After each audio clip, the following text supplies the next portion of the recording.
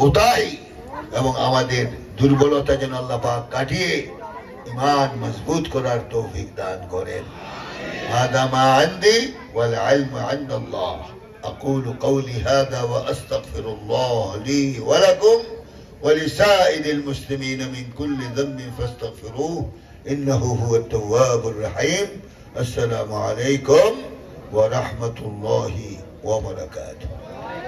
আলহামদুলিল্লাহ, আমাদের সামনে আলোচনা পেশ করেছেন আমাদের সকলের নয়নের মনে হৃদয় স্পন্দন আন্তর্জাতিক খ্যাতি সম্পন্ন মুফাসসির কোরআন আওলাদ রাসূল সাল্লাল্লাহু আলাইহি ওয়াসাল্লাম আলহাজ হযরত মাওলানা সৈয়দ মোহাম্মদ আনোয়ার হোসেন তাহির জাবিরি আল মাদানী সাহেব, খতিব আন্দরকিল্লা শাহী জামে মসজিদ চট্টগ্রাম।